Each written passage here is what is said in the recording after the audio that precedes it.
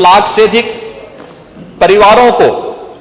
प्रदेश में उज्ज्वला योजना के अंतर्गत रसोई गैस के सिलेंडर उपलब्ध कराए गए। यह भी महिला सशक्तिकरण की दिशा में उठाया गया कदम का ही हिस्सा है, क्योंकि उन लोगों को अब तक उन्होंने कभी ईंधन देखा ही नहीं था। बरसात होती थी, लकड़ी भीगी हुई है, घर में भोजन नहीं बन पाता था। 45 लाख से अधिक परिवारों को जो एक एक घर मिला है,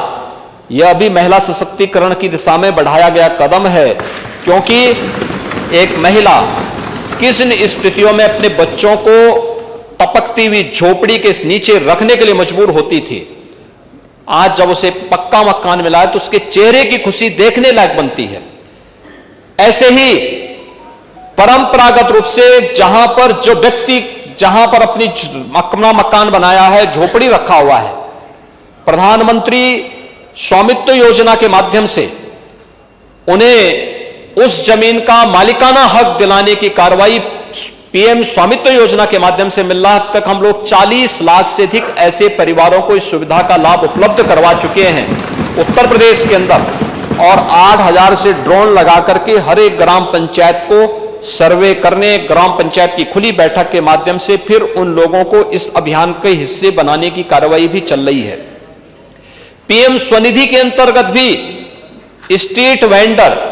ठेला, खोमचा, रेहड़ी रखने वाली ऐसी 2 लाख से अधिक महिलाओं को इस योजना का लाभ देकर के आर्थिक स्वावलंबन की ओर अग्रसर करने का कार्य हुआ है।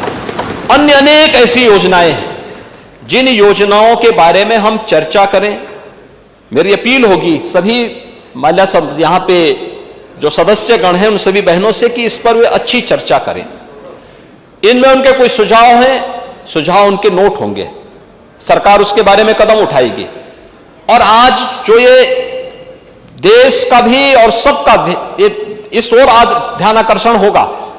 कि आखिर महिला सदस्य क्या बोलना चाहती है, उनकी जिज्ञासा क्या है,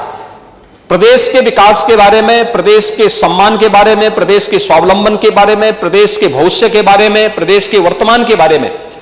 अगर इन सभी मुद्दों की ओर उनका सकारात्मक सुझाव आता है तो उस पर सरकार को कदम उठाने में भी मदद मिलेगी, और उस सकारात्मक भाव के साथ इस चर्चा को आगे बढ़ाने के लिए मेरी आपसे भी अपील होगी कि कुछ देर के लिए ही सही, लेकिन पीठासीन अधिकारी के रूप में भी कोई बहन वहां बैठ करके सदन का संचालन कुछ देर के लिए ही सही कर सके तो मुझे लगता है एक माहौल, और उस दौरान करें। और मुझे लगता है उनको आज नियमों के बंधन से मुक्त करिए, आज उनको केवल इस विषय पे बोलने दिया जाए। जो योजनाएं हैं उन योजनाओं पर, जो योजनाएं जो अन्य उनसे जुड़ी हुई, उनके क्षेत्र से जुड़ी हुई समस्याएं होंगी उन समस्याओं पर, और समय की भी बाध्यता ना हो। तो जितना बोलना चाहेंगे बोलें, दिन भर चले, दिन भर इसी पे चर्चा चले। और इसीलिए यहां पर सदन के बारे में मैंने इसी बात को कहा, क्योंकि खन्ना जी से मैंने पूछा भी भोजन की कोई व्यवस्था है, तो इन्होंने कहा कि मैंने कहा भी आप तो अपनी जेब में भोजन लेके चल लेते हैं, लेकिन जो दिन भर जिनको बोलना होगा उनका क्या होगा। मैंने कहा यहां भोजन की व्यवस्था करवा दें, लोग अपना बोले भी, यहां भोजन भी लें, अच्छा होगा।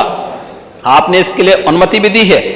लेकिन आज इस पे दिन भर चर्चा हो और उसका जो निष्कर्ष होगा, मैं चाहूंगा कि अच्छे सुझाव आए, अच्छी सकारात्मक चर्चा हो, और उस सकारात्मक चर्चा को हम लोग, देखिए आरोप प्रत्यारोप हमेशा लगते हैं, आज उससे ऊपर उठ करके एक सकारात्मक दृष्टिकोण के साथ, क्योंकि ये जब प्रकाशन होगा